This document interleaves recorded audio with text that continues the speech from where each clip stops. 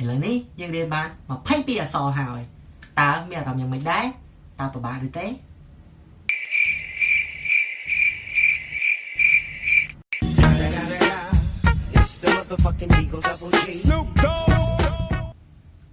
បាទសួស្តីតើលោកអ្នកដឹងទេថាភាសាថៃគឺមានព្យញ្ជនៈរហូតដល់44ក៏ប៉ុន្តែសំឡេងមិនចេញគឺមានតែ21តែប៉ុណ្ណោះ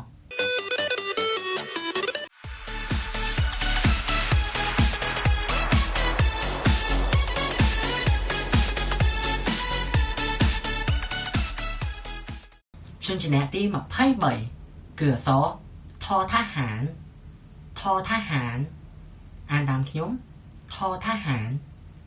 ពាក្យថាทหารនៅក្នុងភាសាថៃបកប្រែថាទាហានហើយនេះជារបៀបសរសេរអក្សរថทหาร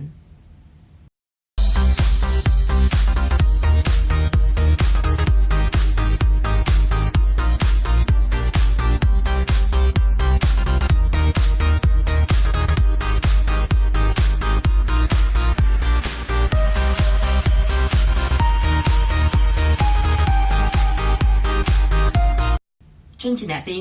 24គឺអក្សរថធងថធងសូមអានតាមខ្ញុំថធង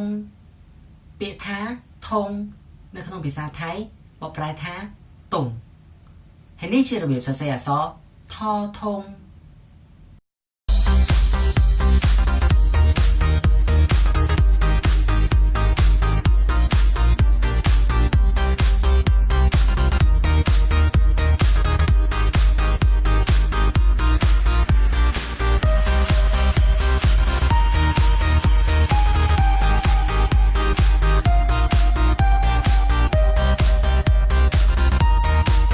ព្យញ្ជនៈទី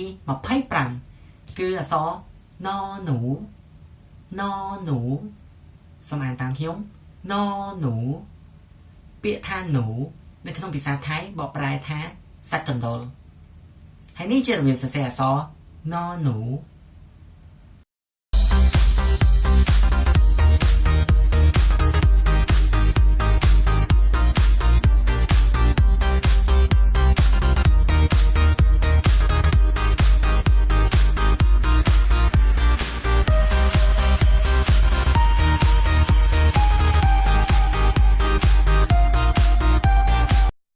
ព្យញ្ជនៈទី26គឺអក្សរបបីไม้បបីไม้សូមអានតាមខ្ញុំបបីไม้ពាក្យថាបីไม้នៅក្នុងភាសាថៃបកប្រែថាស្លឹកឈើហើយនេះជារបៀបសរសេរអក្សរបបីไม้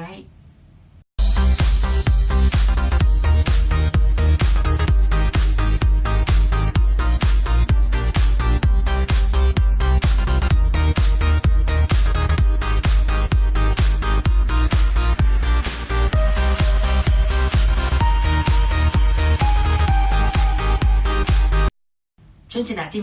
27គឺអក្សរពផ្លាពផ្លាសូមអានតាមខ្ញុំពផ្លាពាក្យថាផ្លានៅក្នុងភាសាថៃបកប្រែថាសត្វត្រីហើយនេះជារបៀបសរសេរអក្សរពផ្លា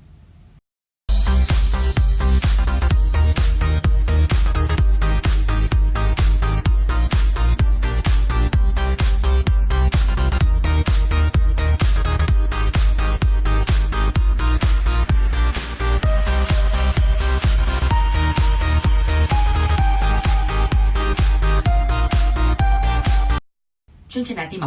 28គឺព្យញ្ជនៈផភឹងផភឹងសូមអានតាមខ្ញុំផភឹងពាក្យថាភឹងនៅក្នុងភាសាថៃបកប្រែថាឃ្មុំសត្វឃ្មុំហើយនេះជារបៀបសរសេរអក្សរផភឹង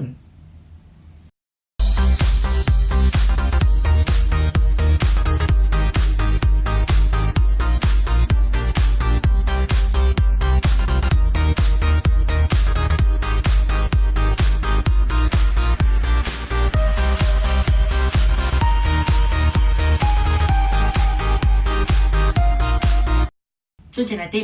29គឺព្យញ្ជនៈហ្វហ្វាហ្វហ្វាសូមអានតាមខ្ញុំហ្វ phó phá biết tha phá nơi không bị xa thái bỏ prai tha cùng rộp để dựng cột em xem hay ní chia là biệt xe so phó phá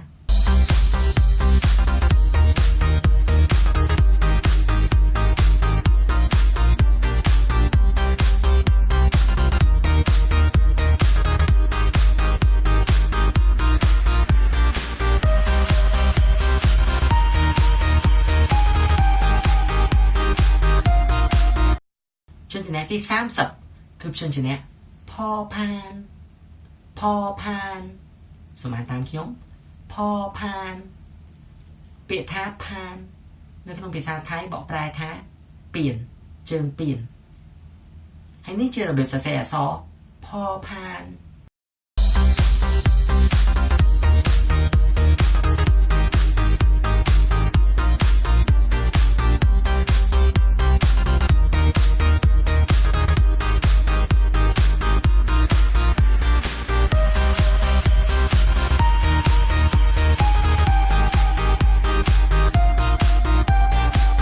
chân chỉ là tí 31 cửa gió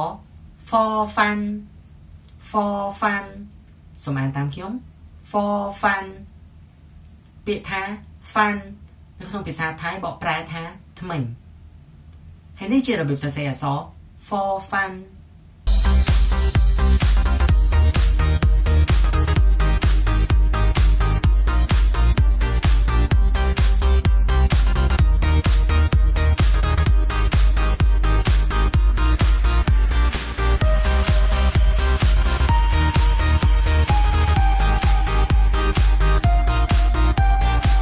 chân chỉ là tí 30 ปีเกือซอพอสำเภาอ่านตามเขียมพอสำเภาเปียท้าสำเภาในขนมภาษาไทยบอกปลายท้าสมเปิลให้นี่เชื่อระเบียบเสียซอพอสำเภา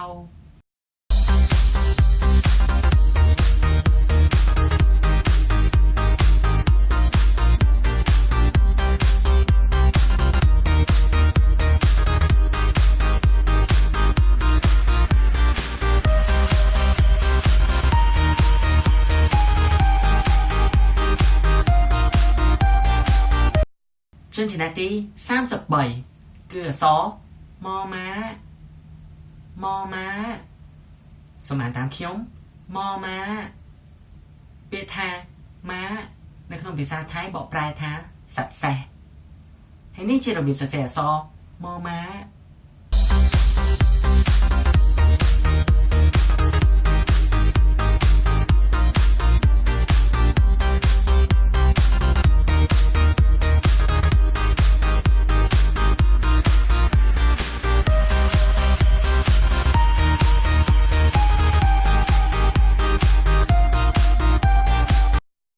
ฉันยังจ้องประจักษ์พ้องได้จำปูบชนชนะนอหนูให้หนึ่งมอม้า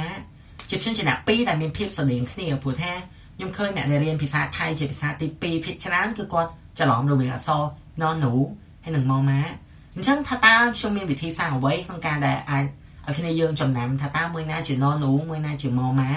ฉันยังบ้านปลาวิธีสับต่อคล้วนคือยมเปรียบเทียบซอนอหนูผู้แท้ซอนอหนูเวียสำเร็จซอเดอซอแอนจีบภาษาอังกฤษซอแอนจีบภาษาฝรั่งนั่งเองซอเอ็นจังนั่นเป็นยังเสียซอแอนหรือก็ซอเอ็นก็ยังเคยวิเมียนโฉมปีจังวิเมียนยังกูตะขังเล้อวิเมียนโฉมขังเล้อให้ไปยังกูมาเกล้าวิเมียนโฉมขังเกล้า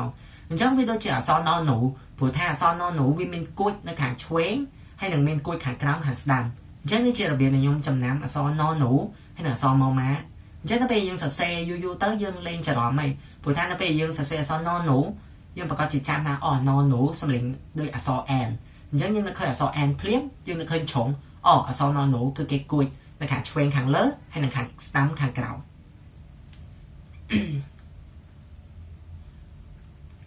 chân chỉ nè tí 34คือchân chỉ nè ยอยักษ์สมานตามเขียมยอยักษ์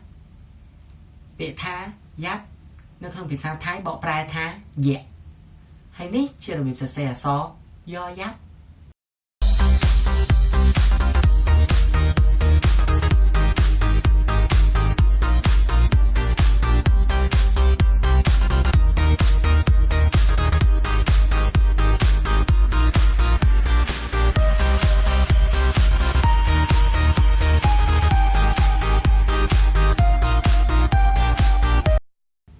ទី35គឺព្យញ្ជនៈមួយដែលវាមានភាពពិបាកហើយនឹងវាគួរឲ្យចាប់អារម្មណ៍ដែរគឺព្យញ្ជនៈដែលយើងបញ្ចេញសំឡេងដែលគេហៅថារឺសូមអានតាមខ្ញុំរឺអញ្ចឹងធ្វើឲ្យអានដាតយើងកន្លោះរឺអានេះជារបៀបដែលយើងអានត្រឹមត្រូវឧទាហរណ៍ពាក្យថាបាទភាសាថៃគេហៅថាครับអញ្ចឹងគឺព្យញ្ជនៈទី35រឺអញ្ចឹងពាក្យថាឬនៅក្នុងភាសាថៃបកប្រែថាទូកនេះគឺជារបៀបសរសេរអក្សររឺ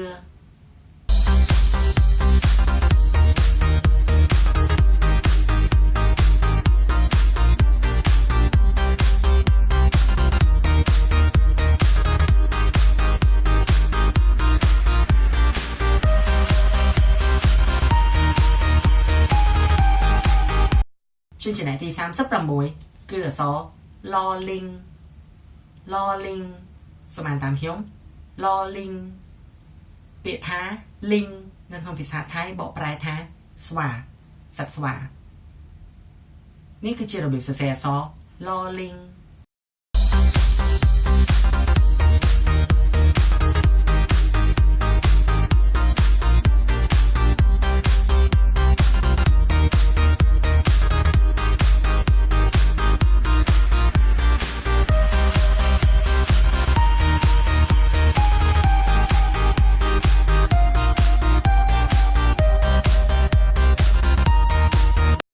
ព្យញ្ជនៈទី37គឺអក្សរវแหวนសូមអានតាមខ្ញុំវแหวนពាក្យថាแหวนនៅក្នុងភាសាថៃបកប្រែថាចិញ្ចៀននេះគឺជារបៀបសរសេរអក្សរវแหวน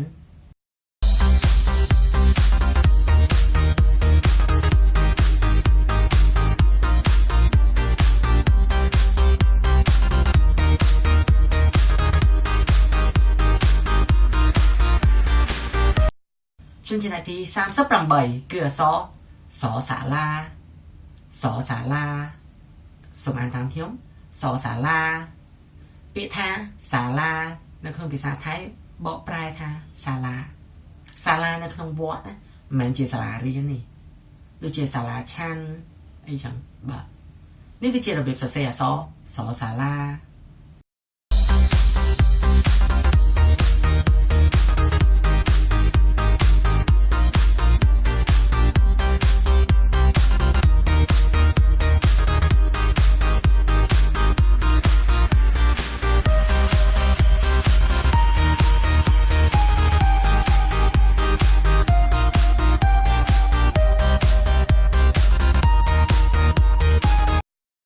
ព្យញ្ជនៈទី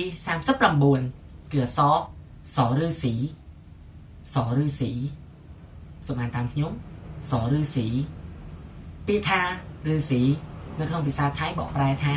អេសីតាអេសីបាទនេះជារបៀបសរសេរអក្សរសឬស៊ី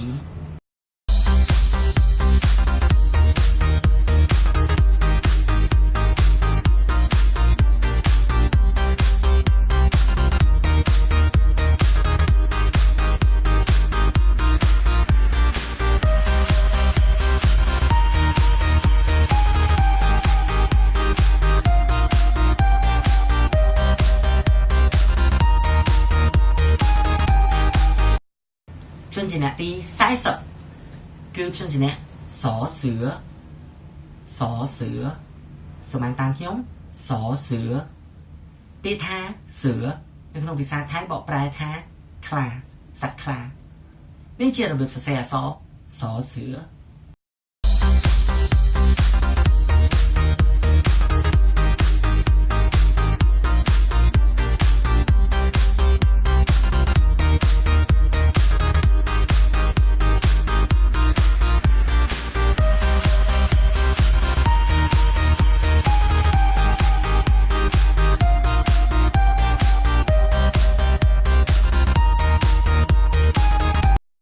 ព្យញ្ជនៈទី41គឺអក្សរហหีบសូមអានតាមខ្ញុំហหีบពាក្យថាหีบនៅក្នុងភាសាថៃបកប្រែថាហ hấp สำหรับដាក់អីវ៉ាន់ហอหีបនេះគឺជារបៀបសរសេរអក្សរហอหีប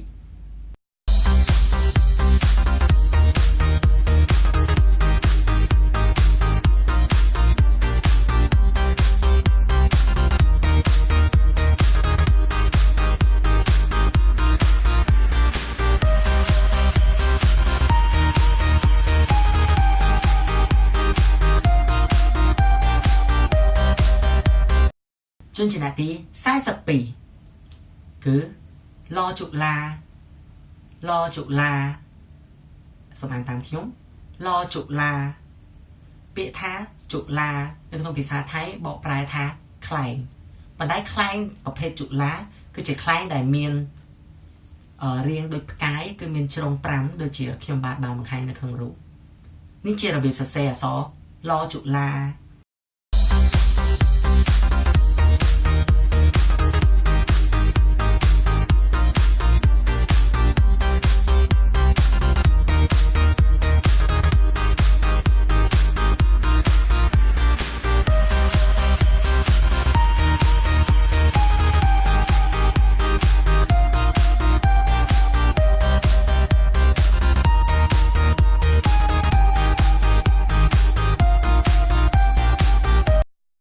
จนชนะที่43គឺអក្សរអអាងអអាងសូមអានតាមខ្ញុំអអាងពាក្យថាអាងនៅក្នុងភាសាថៃបកប្រែថាអាងដូចជាអាងទឹកជាដើមនេះគឺជារបៀបសរសេរអក្សរអអាង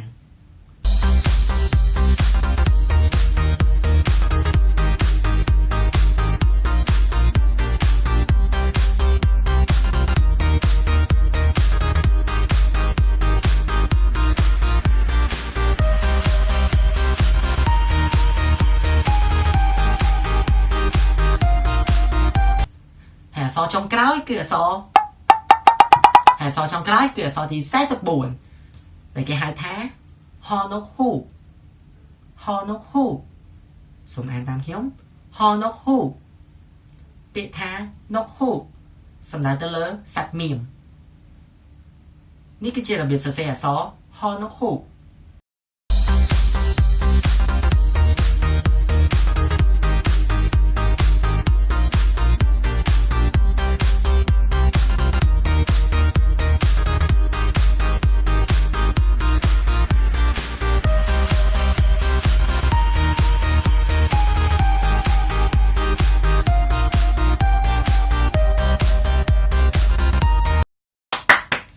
បាទយ៉ាងម៉េចដែរជាមួយនឹងជនជាអ្នកទាំង44របស់ភាសាថៃខ្ញុំជឿថាវាប្រហែលជាមានភាពពិបាកក្នុងពេលដំបូងក្នុងការបញ្ចេញសំឡេងក្នុងការសរសេរអញ្ចឹងយើងអាចជ្រើសរើសបានបើសិនជាយើងស្រឡាញ់ជាប្រភេទអក្សរមូលឬក៏ជាប្រភេទអក្សរជ្រុងព្រោះថាយើងសិតតែមានចំណង់ចំណូលចិត្តខុសៗគ្នាអញ្ចឹងខ្ញុំបានបង្ហាញនៅរបៀបសរសេរទាំងពីរប្រភេទអញ្ចឹងបើសិនជាយើងស្រឡាញ់មួយណាយើងអាចជ្រើសរើសមួយនឹងបានហើយបើសិនជាលោកអ្នកចង់បាននៅกระดาษដែលខ្ញុំសរសេរអំបញ្ញមិញហ្នឹងដែលមានអុចហ្នឹងគឺខ្ញុំអាចតម្លាក់នៅក្នុង description ខាងក្រោមជា file PDF ប៉ុន្តែជាអកុសលគឺវាមានតែជាអក្សរមូលព្រោះថាអក្សរជ្រុងគឺខ្ញុំអត់មានជា file PDF ទេយើងមានតែជាសភៅផ្ទាល់តែម្ដងអញ្ចឹងបើសិនជាអ្នកស្គាល់ខ្ញុំអាចខ្ចីខ្ញុំ copy បានឬក៏បើសិនជាយើងអាចទៅប្រទេសថៃយើងអាចទិញបានព្រោះមួយក្បាលវាប្រហែលជា15បាត25បាតដែលខ្ញុំបានទិញនៅភាសាថៃបាទខ្ញុំបាទក៏សូមអរគុណច្រើនទៅលើការតាមដានទស្សនារបស់បងប្អូនតាំងពីដើមវីដេអូរហូតដល់ពេលនេះអញ្ចឹងបើសិនជាបងប្អូនមានសំណួរអីអត់ច្បាស់អ្វីឬក៏មានចំណុចណាខ្លះដែលខ្ញុំនិយាយខុសនៅក្នុងវីដេអូនេះអាច comment នៅខាងក្រោមខ្ញុំនឹងអានហើយនឹងពិចារណាក៏ដូចជាការឆ្លើយតបទៅកាន់បងប្អូនទាំងអស់គ្នាឲ្យបានលឿនជាទីបំផុតហើយកុំភ្លេច subscribe ទៅលើ channel របស់ខ្ញុំដោយសារតែខ្ញុំបាននឹង post វីដេអូជារៀងរាល់ថ្ងៃសៅរ៍ក្នុងការបង្រៀនអញ្ចឹងមកដល់ពេលនេះខ្ញុំមានតែ2វីដេអូទេប៉ុន្តែនៅសប្តាហ៍ក្រោយៗខ្ញុំនឹងចេញវីដេអូបន្ថែមទៀតហើយដើម្បីចំណាំនៅវីដេអូរបស់ខ្ញុំបាទបានដាក់នៅស្លាកសញ្ញាលេខ N.01 N.02 នៅលើ poster ឬក៏នៅលើ thumbnail របស់វីដេអូរបស់ខ្ញុំអញ្ចឹងយើងអាចចំណាំថាមួយណាជាវីដេអូទី1មួយណាជាវីដេអូទី2យើងអាចមើលតាមលំដាប់លំដោយដើម្បីកុំឲ្យមានភាពច្រឡូកច្រឡំគ្នាបាទអញ្ចឹងអរគុណច្រើនក្នុងការតាមដានទស្សនានៅ SV Lifestyle អញ្ចឹងជួបគ្នានៅសប្តាហ៍ក្រោយសូមអរគុណសូមជម្រាបលា บ๊ายบาย